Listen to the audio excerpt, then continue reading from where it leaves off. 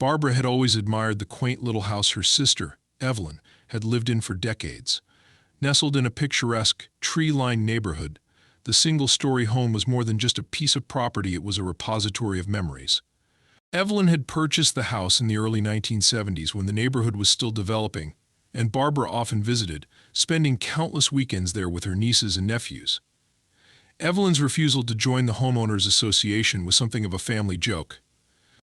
She had always referred to the homeowner association as nosy busybodies and made it clear that she wanted no part of their rules. When Evelyn passed away, leaving the house to Barbara, the older woman felt a bittersweet mix of emotions. On one hand, she was touched by the gesture. Evelyn's home had always been a special place for family gatherings and moments of joy. On the other hand, Barbara was grieving deeply, unsure how to move forward without her sister. At 75 years old, she had lived a quiet, independent life after retiring from a long career as a nurse. She had no intention of selling the house and planned to use it as a peaceful retreat where her grandchildren could visit during holidays. Barbara visited the house a few weeks after the funeral to take inventory of Evelyn's belongings. Everything was just as her sister had left it: the framed photographs on the mantel, the crocheted afghan draped over the couch, and the garden filled with vibrant azaleas and hydrangeas that Evelyn had so lovingly cared for. Barbara spent the afternoon tidying up and making notes about minor repairs that would need attention. She locked up the house at sunset, feeling a sense of purpose. This house, she thought, would be her way of keeping Evelyn's memory alive. Several months passed, and Barbara busied herself with the process of sorting through the legalities of her inheritance. The deed to the house was officially transferred to her name, and she began exploring her options for maintaining it. Although she lived about an hour away, Barbara made it a point to visit the house every month to check on its condition. She mowed the lawn, pruned the bushes, and even repainted the mailbox herself. Despite her age, she was determined to keep the property looking as beautiful as Evelyn had. One crisp autumn morning, Barbara decided to drive to the house to drop off a box of family heirlooms she had packed up for safekeeping. As she turned onto the familiar street, she noticed something odd: a large for sale sign planted firmly in the front yard. Barbara slammed on the brakes, her heart racing. For a moment she thought she must have turned onto the wrong street, but there was no mistaking the house. It was Evelyn's home, her home now, and it was most certainly not for sale. She parked the car hastily and got out, walking briskly toward the house. Her eyes scanned the sign, which bore the logo of a local real estate agency. The sight of it made her stomach churn with unease. Barbara had never contacted a realtor, let alone put the house on the market. She had no intention of selling it. As she approached the front steps, she noticed the door was ajar. A wave of panic swept over her. Was someone inside? Barbara pushed the door open cautiously and was greeted by the sound of voices echoing from the living room. A middle-aged man and woman, both dressed in business attire, stood in the center of the room, discussing potential renovations. A younger couple, who appeared to be prospective buyers, were admiring the fireplace. "Excuse me." Barbara's voice trembled with a mix of fear and indignation. The group turned to face her, their expressions ranging from surprise to confusion. "Can I help you, ma'am?" the man in a blazer asked, his tone polite but firm. "This is my house," Barbara exclaimed, her voice rising. "What are you doing here? And why is there a for sale sign in my yard?" The realtor looked taken aback. "I'm sorry, ma'am, but this property is listed for sale by the homeowner association. Are you the previous owner's family member?" Barbara stared at him in disbelief.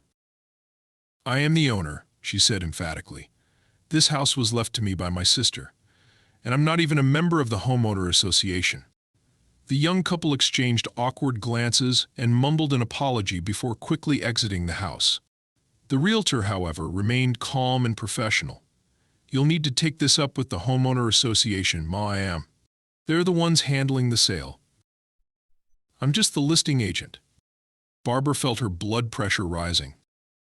Without another word, she stormed out of the house, got into her car, and drove straight to the homeowner association office, which was conveniently located at the neighborhood clubhouse. She had never dealt with the homeowner association before and had no idea what to expect, but she was determined to get answers. The office was a small, stuffy space tucked into the back corner of the clubhouse. Barbara was greeted by a receptionist who looked barely out of her teens. "Can I help you?" the young woman asked, glancing up from her computer. "Yes, you can," Barbara said, her voice firm. "I need to speak with someone about why my house is being sold without my consent." The receptionist frowned. "What's the address?" Barbara gave her the address, and the receptionist typed it into her computer. After a few moments, she nodded. "Oh, that property. It's part of the Homeowner Association's recent development initiative. You'll want to speak with Mr. Norris. He's the Homeowner Association president." Barbara waited impatiently as the receptionist disappeared into the back. A few minutes later, a tall, balding man in his late 50s emerged, wearing a suit that looked slightly too tight. He extended his hand, but Barbara ignored it. "Miss?" "Miss," Barbara corrected sharply. "Miss Barbara Reed. And I'd like to know why my house is being sold without my permission." Mr. Norris smiled tightly. "Miss Reed, I understand your concern, but the Homeowner Association has acted entirely within its rights. The property was flagged as part of our community's development initiative. Since the previous owner passed away and well, let's just say there were concerns about your ability to maintain the property." Barbara's eyes narrowed. "Concerns? What concerns? I've been maintaining that house just fine, and I'm not even a homeowner association member. You have no jurisdiction over my property." Mr. Norris's smile faltered. "Miss Reed, the Homeowner Association's bylaws allow us to intervene in cases where properties are at risk of falling into disrepair. It's for the good of the community." "Risk of disrepair?" Barbara's voice shook with anger. "I've been to that house every month. I've mowed the lawn, trimmed the bushes, and repainted the mailbox myself. That house is in better condition than some of the others on that street." "I'm sorry you feel that way, but the sale has already been finalized," Mr. Norris said, his tone turning dismissive. "If you'd like, you can attend the next Homeowner Association meeting to voice your concerns." Barbara clenched her fists. "You haven't heard the last of this," she said before turning on her heel and walking out of the office. As she drove away, her mind raced with questions. How could this happen? What gave the Homeowner Association the right to sell her house? And most importantly, how was she going to get it back? Barbara spent the rest of the day in a daze, replaying the confrontation at the Homeowner Association office in her mind. She couldn't believe the audacity of Mr. Norris or the Homeowner Association. How could they assume control of her house, a property they had no legal claim to, and sell it without even notifying her? That night, she barely slept, her thoughts consumed with questions and anger. By morning, she resolved to fight back, no matter how long it took or how difficult the road might be. Her first step was to dig through the documents she'd received when she inherited the house from her sister. She spent hours at her dining room table, surrounded by papers, legal notices, the deed, and even some old correspondence from Evelyn about her interactions with the Homeowner Association. Evelyn had been meticulous in keeping records, which Barbara hoped would work in her favor. Somewhere in this mountain of paperwork, there had to be something that could help her. As she sifted through the files, Barbara found a letter Evelyn had received from the Homeowner Association nearly a decade ago. It was a notice reminding her that she was not a Homeowner Association member, and therefore not bound by their rules.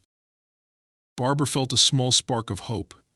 If the Homeowner Association themselves had acknowledged Evelyn's exemption from their bylaws, then how could they justify interfering with the property now? She made a note to bring this up in her next conversation with them. Next, Barbara called her attorney, a no-nonsense woman named Diane Carter, who had handled the probate process for Evelyn's estate. Diane listened carefully as Barbara explained the situation, taking notes as Barbara recounted the events of the past 24 hours. When Barbara finished, Diane paused for a moment before speaking. "This is highly irregular," Diane said, her tone measured but firm. "If the Homeowner Association isn't a governing body over the property, and you're not a member, they have no legal authority to make decisions about your house. We need to figure out what gave them the impression they could act." "What do I do now?" Barbara asked, desperation creeping into her voice. "First, I'll need to review all the documents you have," Diane said. "The deed, any communications with the Homeowner Association, and any notices you've received since inheriting the house. Then we'll draft a formal letter demanding an explanation. If they don't respond or if their explanation doesn't hold water, we'll move forward with legal action. Barbara felt a surge of relief knowing she wasn't alone in this fight. She agreed to meet Diane the next day to drop off the documents and discuss their strategy. For the first time since seeing that for sale sign, she felt a glimmer of hope. The following morning, Barbara arrived at Diane's office with a box full of papers. Diane reviewed them methodically, asking questions and making notes as she went. After nearly an hour, she looked up at Barbara. "This letter from the homeowner association, the one acknowledging that your sister wasn't a member, this is key," Diane said, holding up the document. "It establishes that the homeowner association knew they had no authority over this property. If they tried to claim otherwise, they'd need to provide substantial evidence, and from what I see here, they don't have it. So what's their excuse?" Barbara asked. Diane sighed. "It's hard to say without seeing their side of the story, but my guess is they're banking on you not knowing your rights. Homeowner association boards often overstep their boundaries, especially when they think the homeowner won't fight back. It's likely they're using some obscure clause in their bylaws as justification, but that doesn't mean it's valid." Barbara nodded, feeling a mix of frustration and determination. "So what do we do now?" "I'll send them a demand letter today," Diane said. "We'll ask for the documentation they relied on to justify the sale, and we'll demand an immediate reversal of the transaction. If they don't respond or refuse to comply, we'll escalate." Barbara left Diane's office feeling slightly more at ease. At least now she had a plan. But as the days turned into a week, the waiting began to take its toll. Every time she thought about her sister's house being in the hands of strangers, she felt a pang of anger and helplessness. She tried to stay busy, spending time with her grandchildren and keeping up with her garden, but the uncertainty weighed heavily on her. Finally, a response arrived. Diane called Barbara to inform her that the homeowner association had replied to the demand letter. Barbara rushed to Diane's office to hear the details. "They're claiming the property was considered abandoned under their bylaws," Diane explained, reading from the letter. "They say that because you don't live on the property full-time, and because you're not a homeowner association member, the house fell under their jurisdiction for community preservation purposes." "That's ridiculous," Barbara exclaimed. "I've been to that house every month. It's not abandoned, it's in perfect condition." Diane nodded. "I agree. Their argument is flimsy at best, but it gets worse. They're also citing your age as a factor, claiming that older homeowners are statistically less likely to maintain properties to their standards." Barbara felt her blood boil. "So they think I'm too old to take care of my own house? That's discrimination." "It absolutely is," Diane said. "But proving that will take time.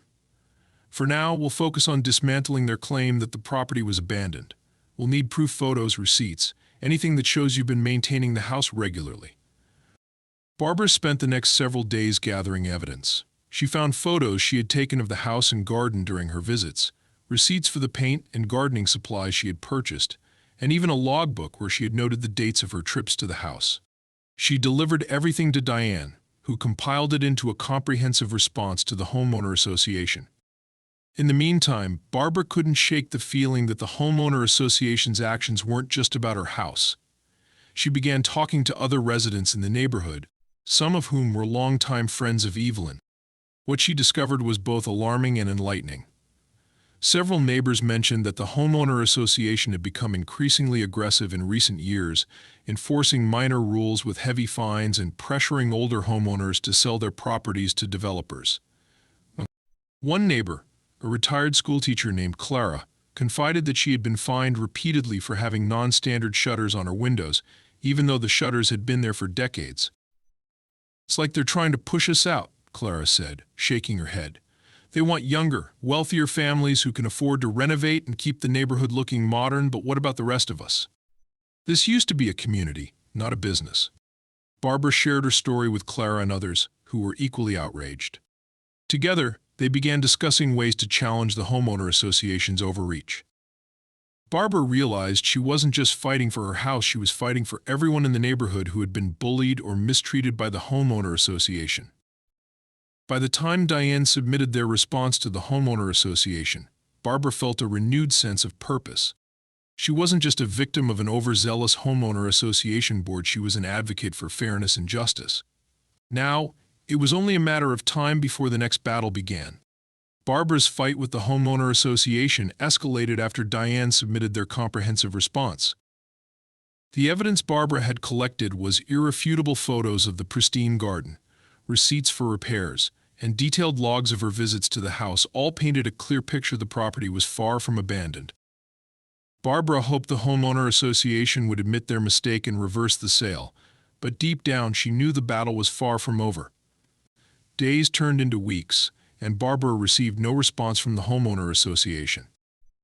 Diane, growing frustrated with the lack of communication, decided to take a more aggressive approach. She filed a formal injunction in court to halt the transfer of the property to the investor. This legal move froze the sale, preventing the investor from making any changes to the house or taking full ownership until the dispute was resolved. The court hearing was scheduled for early December, giving Barbara and Diane only a few weeks to prepare. Barbara spent her days gathering additional evidence and talking to neighbors who had their own horror stories about the homeowner association. Some were reluctant to speak out, fearing retaliation, but others, like Clara, were eager to support Barbara's case. Clara even found old homeowner association newsletters and meeting minutes that showed the board's increasing focus on modernizing the neighborhood, a thinly veiled agenda to push out older residents in favor of wealthier, younger families. Barbara also reached out to the real estate agent who had listed the property. While he initially seemed hesitant to get involved, Barbara's persistence eventually paid off. The agent admitted he had been told by the homeowner association that the property was abandoned and under their control. He provided Barbara with copies of the listing agreement and correspondence with the homeowner association, which further demonstrated their overreach. As the court date approached, Barbara felt a mix of anxiety and determination. She had never been involved in a legal dispute before, let alone one as high stakes as this. But every time she thought about Evelyn's house, her house being taken away, her resolve hardened. She wasn't just fighting for herself, she was fighting for her sister's memory and the principles of fairness and justice. The hearing was held in a small, wood-paneled courtroom that smelled faintly of old books and varnish. Barbara sat next to Diane at the plaintiff's table, clutching her handbag tightly. Across the room, Mr. Norris and the homeowner association's attorney sat with the air of people who believed they were untouchable. The investor, a young man named Brian, sat at a separate table, looking uncomfortable and out of place. The judge, a stern-looking woman in her 60s, entered the room and called the proceedings to order. Diane began by presenting Barbara's case, meticulously laying out the evidence that the property had been maintained and was never abandoned. She highlighted the homeowner association's own letter acknowledging that Evelyn was not a member and argued that the homeowner association had no legal jurisdiction over the property. "Your Honor," Diane said, holding up a copy of the deed, "this property was transferred to my client legally and without any encumbrances from the homeowner association. The board's actions are not only unauthorized but also discriminatory, as they cited my client's age as a factor in their decision to sell the property." The homeowner association's attorney countered with their usual arguments that the property was part of a community development initiative, that it appeared abandoned because Barbara didn't live there full-time, and that the homeowner association was acting in the best interest of the neighborhood. However, the judge seemed unimpressed by their claims, especially when Diane pointed out the lack of evidence supporting the abandonment claim. "Let me be clear," the judge said, her voice firm. "The burden of proof lies with the homeowner association to demonstrate that their actions were lawful. So far, I have seen no credible evidence to support your claim that the property was abandoned or that you had the authority to sell it." Brian, the investor, was called to testify next. He admitted that he had relied on the homeowner association's assurances that the sale was legitimate. "I had no reason to believe there was an issue," he said, looking apologetically at Barbara. "If I had known, I wouldn't have gone through with the purchase." The hearing continued for several hours, with both sides presenting their arguments. By the end of the day, the judge announced that she would issue a ruling within a week. Barbara left the courthouse feeling cautiously optimistic. Diane was confident they had presented a strong case, but Barbara knew better than to celebrate prematurely. While they waited for the ruling, Barbara and Clara continued their efforts to expose the homeowner association's misconduct.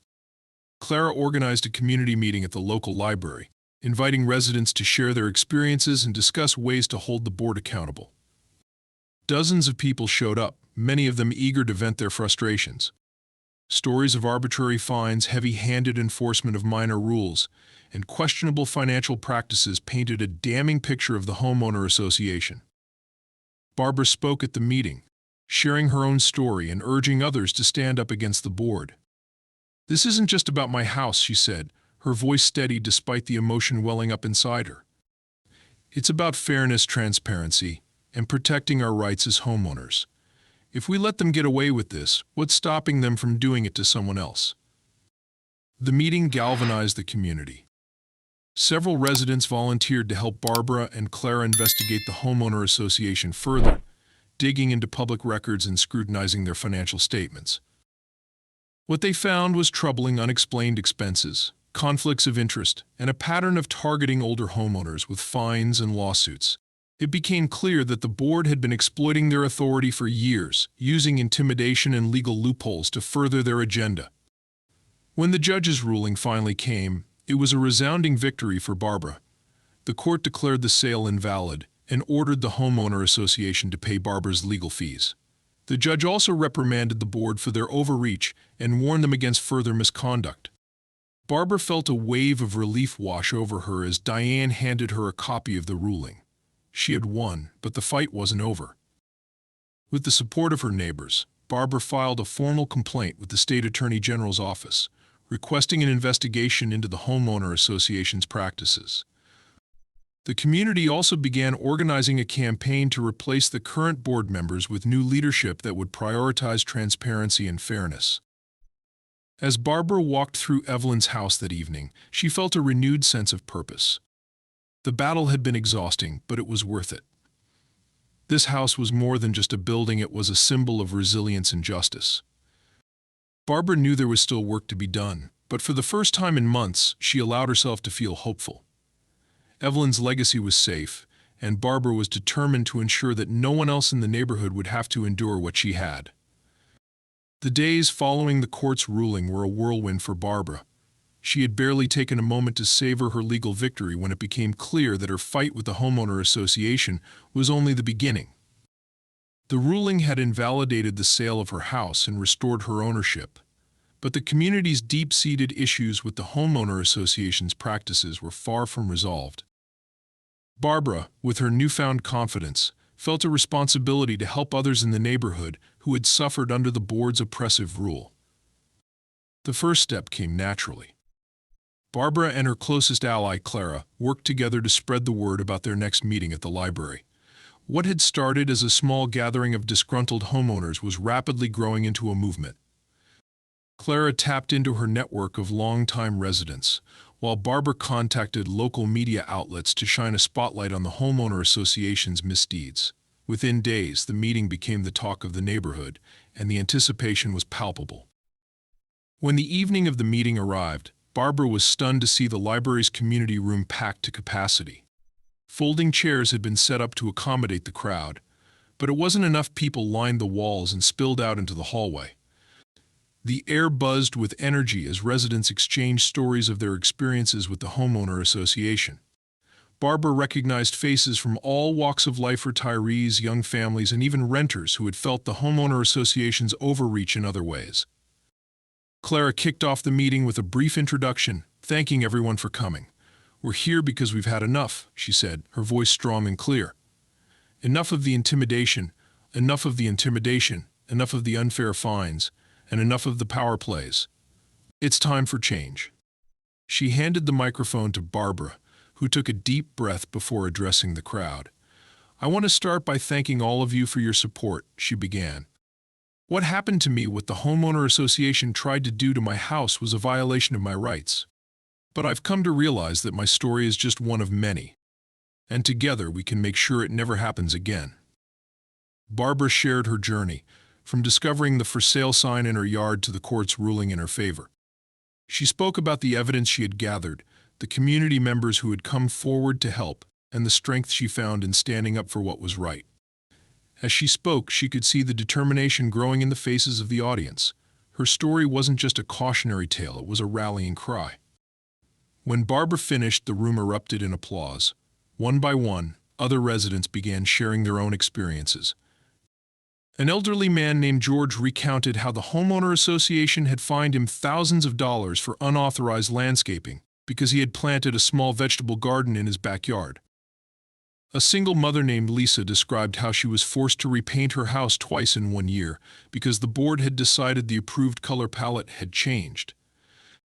A young couple new to the neighborhood revealed they had been threatened with eviction because their dog exceeded the homeowner association's weight limit by 2 pounds. As the stories piled up, a clear pattern emerged: the homeowner association was wielding its authority like a weapon, targeting residents who couldn't or wouldn't fight back. The community was fed up, and the meeting quickly turned into a brainstorming session about how to hold the board accountable. Clara suggested forming a resident-led committee to investigate the homeowner association's finances and operations. "We need to know where our money is going," she said. "If they've been misusing funds, we have a right to know." Another neighbor proposed filing a petition to remove the current board members. "We need people in charge who actually care about this community," he said, "not just their own interests." Barbara, listening intently, chimed in with an idea of her own. "I think we need to bring in outside help," she said. "The State Attorney General's office can investigate organizations like the Homeowner Association if there's evidence of wrongdoing. And based on what I've heard tonight, we definitely have that." The room buzzed with agreement, and plans began to take shape. Volunteers stepped forward to lead different initiatives, organizing the petition drive, gathering more evidence of the homeowner association's misconduct, and coordinating with local media to keep the public informed. Barbara found herself at the center of it all, both humbled and energized by the trust her neighbors placed in her. Over the next several weeks, the movement gained momentum. The resident-led committee uncovered troubling discrepancies in the homeowner association's financial records, including unexplained expenses and payments to companies with ties to board members. The petition to remove the board quickly garnered hundreds of signatures, far exceeding the required threshold. Local news outlets picked up the story, shining a harsh spotlight on the homeowner association and amplifying the residents' voices. The pressure on the homeowner association board was mounting, and it showed. Mr. Norris, once smug and dismissive, was now visibly rattled. He called an emergency board meeting to address the growing unrest, but instead of calming the situation, his actions only fueled the fire. The meeting, open to residents, quickly devolved into chaos as Norris struggled to defend the board's actions. Residents bombarded him with questions about the fines, the property sales, and the financial irregularities. His evasive answers only deepened their mistrust. Barbara attended the meeting, sitting near the front with Clara and several other neighbors. When it was her turn to speak, she stood up and addressed the board directly. "You've had your chance to explain yourselves," she said, her voice steady but firm. "And all we've gotten are excuses and half-truths. This isn't leadership, it's abuse of power. And we won't stand for it anymore." Her words were met with thunderous applause, and Norris's expression darkened. But Barbara wasn't finished. "We're not just here to complain," she continued. "We're here to take action. This community deserves better, and we're going to make sure it gets it." In the weeks that followed, the residents' efforts began to bear fruit. The State Attorney General's office launched an investigation into the homeowner association's practices, and the media coverage brought even more scrutiny. Several board members, facing public backlash and the prospect of legal consequences, resigned. The remaining members, including Norris, clung to their positions, but their days were clearly numbered. Meanwhile, the community was coming together like never before. Neighbors who had barely spoken to each other were now working side by side to rebuild trust and create a new vision for the neighborhood. Barbara, who had once been hesitant to step into the spotlight, became a symbol of resilience and determination. As the movement gained national attention, Barbara received letters and phone calls from people across the country who had faced similar struggles with their own homeowner associations. Many thanked her for standing up and inspiring others to do the same. Barbara was moved by their stories and grateful for the opportunity to make a difference. By the end of the year, the petition drive succeeded in forcing a special election for the Homeowner Association Board. Residents overwhelmingly voted to replace the remaining members with new leadership committed to transparency, fairness, and accountability. The new board immediately set about revising the bylaws to prevent future abuses of power and restore trust in the homeowner association.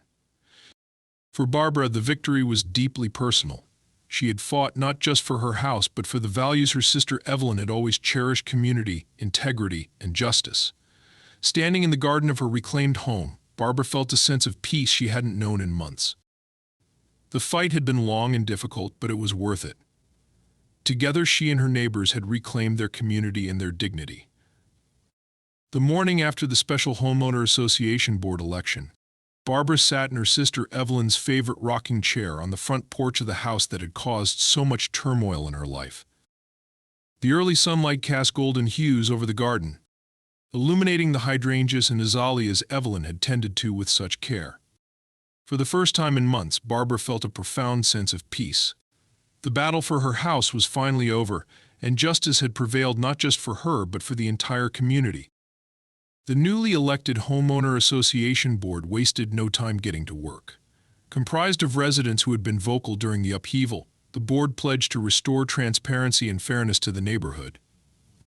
One of their first actions was to hold an open forum, inviting all residents to share their concerns and ideas. Barbara naturally attended.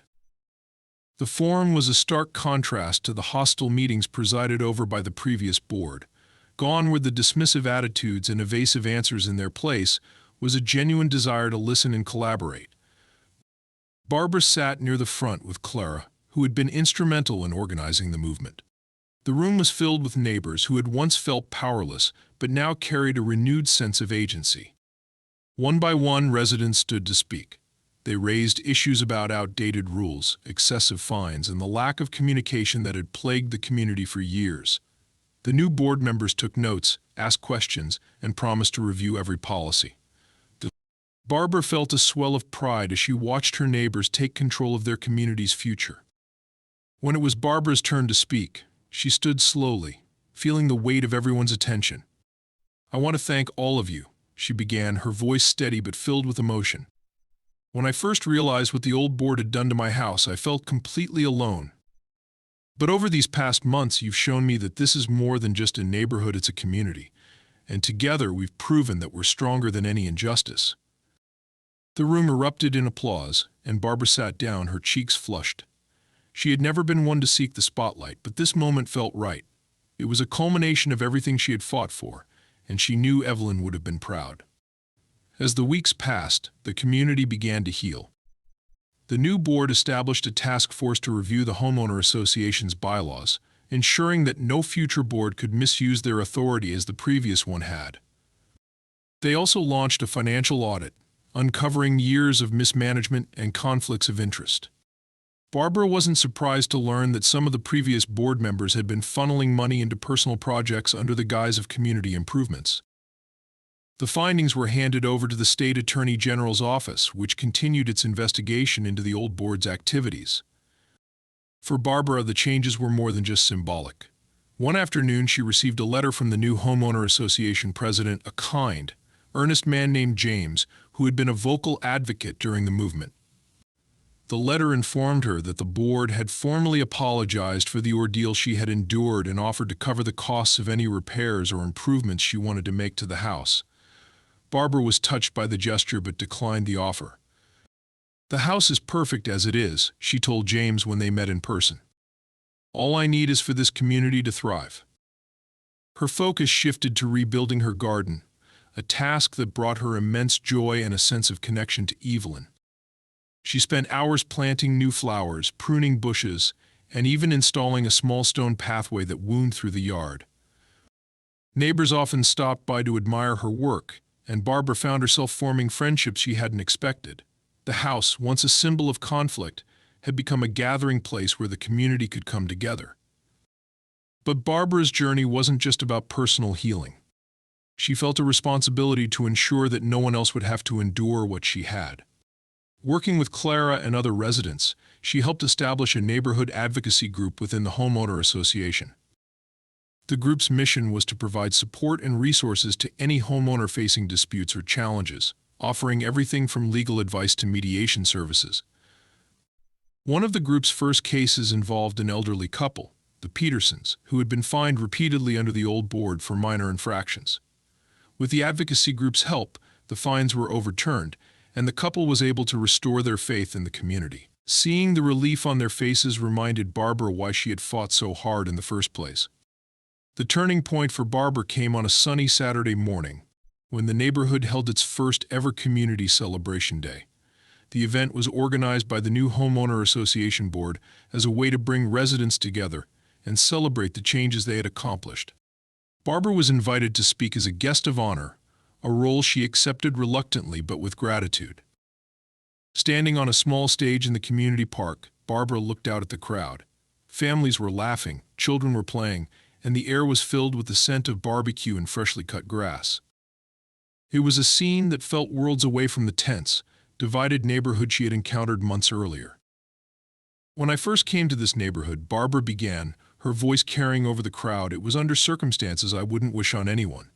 Losing my sister was one of the hardest things I've ever faced. But what I've gained here, a sense of community, of belonging, has been more than I could have imagined. She paused, her gaze sweeping across the crowd. This house, this neighborhood, is more than just a place to live. It's a place where we can support each other, fight for each other, and build something better together. I'm proud to call this community my home. The applause was thunderous, and Barbara felt a wave of emotion wash over her.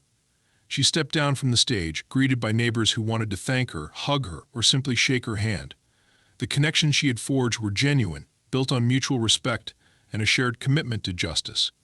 That evening, as the sun set over the neighborhood, Barbara sat on her porch with Clara, sipping tea and watching the last of the celebration wind down. "You did it," Clara said with a smile. "You turned this whole place around." Barbara shook her head, a small smile playing on her lips. "We did it," she corrected. "All of us." As she looked out at the house, the garden, and the community she had fought so hard to protect, Barbara felt a deep sense of fulfillment. She knew Evelyn would have been proud not just of her, but of the neighborhood they had both loved. For the first time in a long time, Barbara felt truly at home.